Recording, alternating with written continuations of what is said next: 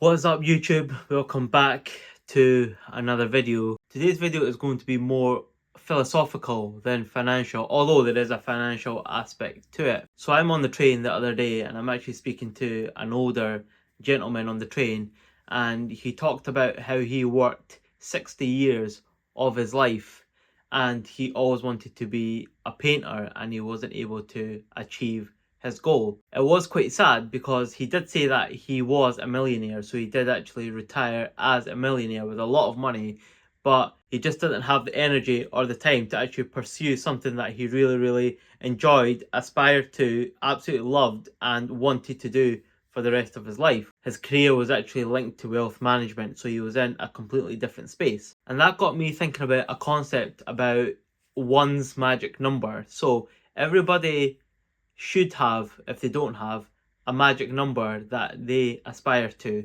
So that's actually got me thinking about income and what is the end income goal for a lot of people.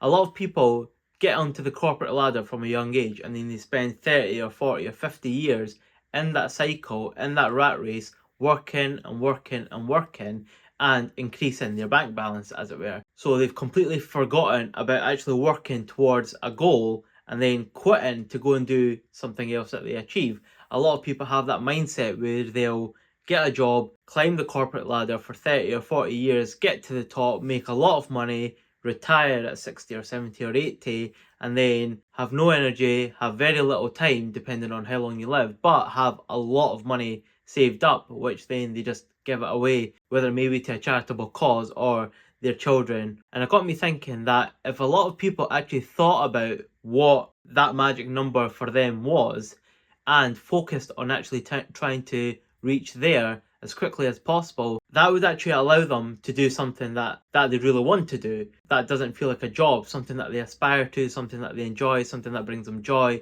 and happiness. So it got me thinking that income only really matters to a person until they reach a certain threshold. So people don't have a number where they should, whether that might be £100,000, whether that might be £500,000, £1 million or £10 million or £1 billion for some people.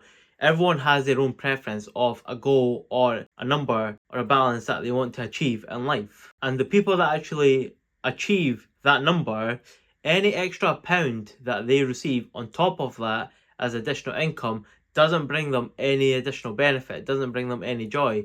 They wanted to have £1 million, they've worked very hard to achieve £1 million, and what do they go and do? They'll then keep working, meaning that balance keeps increasing, where that additional income, that extra pound on top of their magic number, as it were, isn't bringing them any additional benefit, isn't bringing them any joy, and is actually eating into their time. And once they achieve that magic number, freedom and the ability to do something that they really want to do, regardless of any monetary value, is what becomes an important factor. So once they know that I want to be a millionaire, I want to have £1 million in the bank, they work up to receive £1 million. Once they've received that, their main focus is on freedom and actually spending time doing something that they enjoy, rather than increasing that balance more and more. And it got me thinking, if money was no object, what is something that you would truly want to do with your life? And that's something that you actually really need to think about, because as I said, a lot of people join a career from a very young age and that career becomes their life. They will then work year on year out for 30 years, 40 years or 50 years in that career, earning an income. And it got me thinking, if your magic number was £1 million and you earned £1 million, you should ideally stop working, because any additional money that you're making on top of that is eating into your time and it's not bringing you any additional benefit or joy. It's always good to have more money coming in. That's not really the point. The point is, when I spoke to this guy, he said, I got to a point where I was very comfortable. That was about 30 years ago, he said. I got very comfortable, but at that point I should have quit and put that money aside and focused on something that I really wanted to do, and that was to do painting and do art. But instead, he just stayed at his job and worked for another 30 years, increasing that balance, and it got to a point where that additional money, although it was coming in and continues to come in as he receives pensions and dividend payouts, doesn't bring him any satisfaction, doesn't bring him any joy.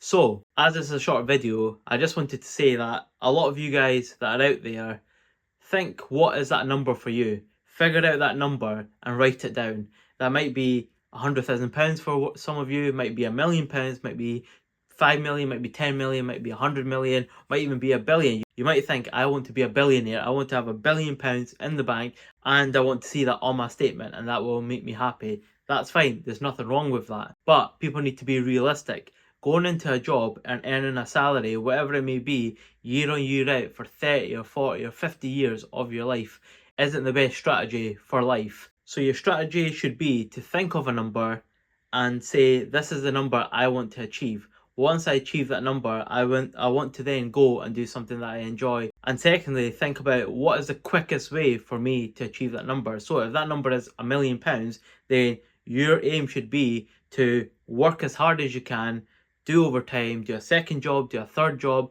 cut your expenses as much as you can, and focus solely on achieving that number. Because once you achieve that number, then that is essentially your ticket to freedom. You've achieved your financial goal. You've worked for money. You've traded all the time that you wanted to trade for the amount of money that you wanted to have. From then on, you can do whatever you want to do, a career that you enjoy, or you might just want to take an early retirement and go and travel the world.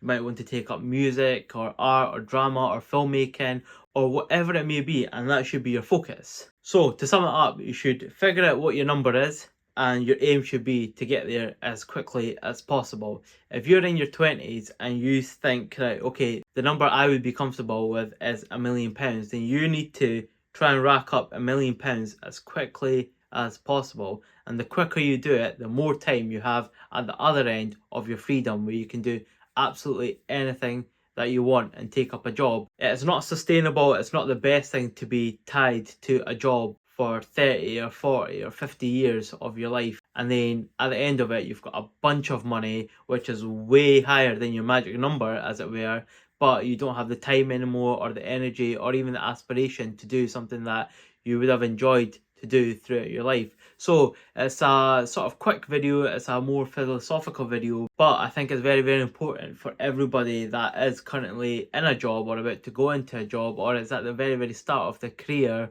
or a student that's leaving school or leaving university, that think of that number, because it's very, very important. Don't go into a job expecting to do that job or that job to be available to you until you retire. We're in a very fast developing world where the job that you have now might not be there in 10 or 15 years time, but your aspirations will be there for the rest of your life. So focus on that number. Try not make it to be something that's unrealistic. There's nothing wrong with having a goal such as £1,000,000 or £1,000,000,000, but if you know that is with something that you can achieve, then go for something that you know that you'll be comfortable with for the rest of your life, and then start trading your time for something that you enjoy, as opposed to trading it for money. So although it's easier said than done, money will always be there, especially when you're gone. Money is always going to be around and it's always going to be coming your way. But time is something that will run out. So when I spoke to this older gentleman, the advice he said, think of a number, achieve that number. Once you've achieved that number, go and do something that you enjoy and something that you're passionate about and something that you love. Because if you don't, you'll be stuck like a rat in a wheel and you'll just be working and working and working.